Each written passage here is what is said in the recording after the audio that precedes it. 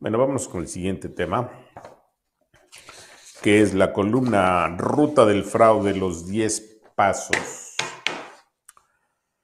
El siguiente es un recuento de la ruta del fraude que durante meses aquí hemos identificado y explicado de manera parcial. Hoy, a 9 meses de la elección presidencial del 2 de junio del 2024, es posible establecer los 10 pasos que diseñó el gobierno de López Obrador para permanecer en el poder de manera ilegal y arbitraria. Y es que, como también lo hemos documentado de forma reiterada, queda claro que esa mafia política y criminal llamada Morena no dejará el poder por la buena, es decir, no entregarán el poder de manera legal, sino que se aferrarán a través del robo del resultado en las urnas.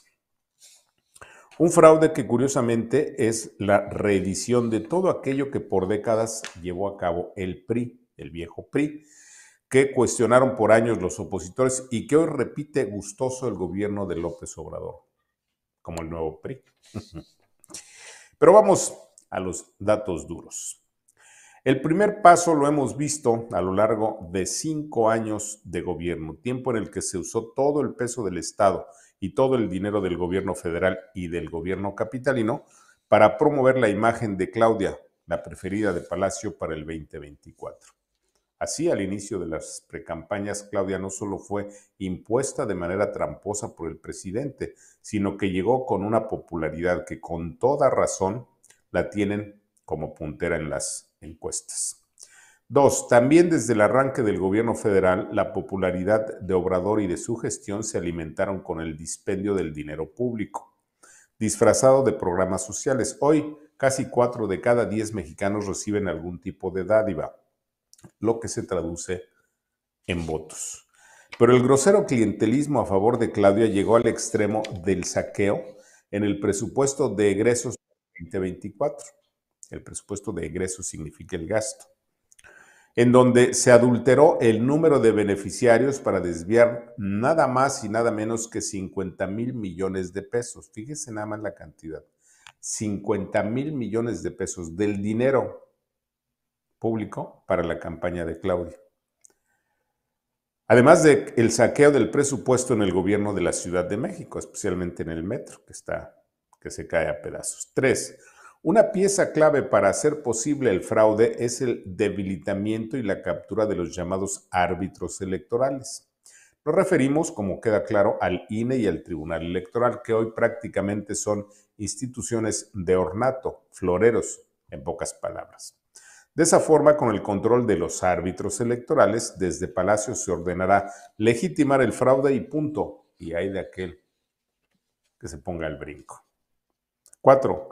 De manera simultánea al clientelismo y a la captura de las instituciones electorales, López tiene en sus manos a un ejército de 20,000 promotores del voto, llamados servidores de la nación, quienes por todo el país van de casa en casa para condicionar el voto a cambio del programa Adultos Mayores. Ese clientelismo está obligado a llevar a las urnas a por lo menos 11 millones de votantes mayores, sufragios seguros para la señora Claudia. 5. No menos importante es el control de medios, tanto privados como medios del Estado.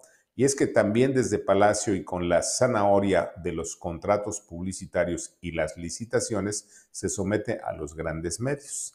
En efecto, de la misma forma en que antaño el viejo PRI sometía a televisoras y medios, Ogaño, desde Palacio, se amenaza y amaga a las empresas mediáticas para cerrar los espacios informativos a los opositores y en especial a la candidata del Frente Amplio, a la señora Xóchitl. 6. Además del control de medios, también desde Palacio se lleva a cabo la persecución de críticos del oficialismo y la compra de conciencias.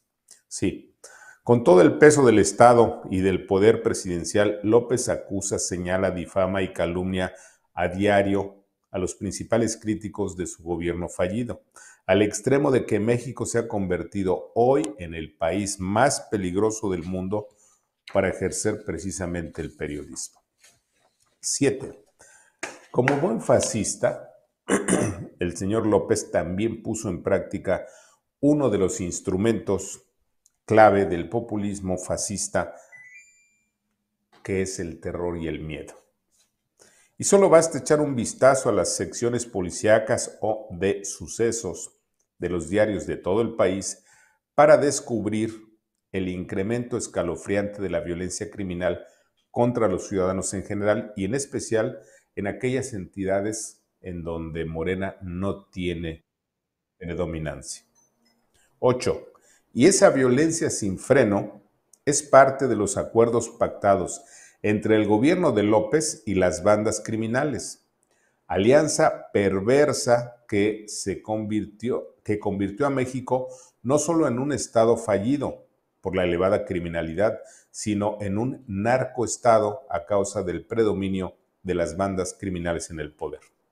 Lo cierto es que en la presidencial del 2024, los grupos criminales dominantes serán los principales promotores del voto forzado y violento a favor de los candidatos del presidente. 9. Por si fuera poco, también en la contienda presidencial del año próximo, tanto militares como marinos serán una fuerza oficial dominante para someter y amedrentar votantes, igual que en su tiempo hicieron las fuerzas represoras, por ejemplo, en la Italia de Mussolini y en la Alemania de Hitler, solo por citar dos casos. 10. Y por último, también volverán las elecciones de Estado. ¿Y eso qué significa? Bueno, poca cosa. Que los tres órdenes de gobierno, el municipal, el estatal y el federal, y dos de los tres poderes de la Unión, el legislativo y el ejecutivo, estarán al servicio del fraude. Por eso, no es tiempo de ingenuidad y menos de cobardía. Solo una votación masiva de 8 de cada 10 potenciales electores hará posible la victoria de Xóchitl. Y si no somos capaces de esa gesta histórica, no merecemos un mejor futuro al tiempo. ¿Qué le parece? Vámonos a los comentarios.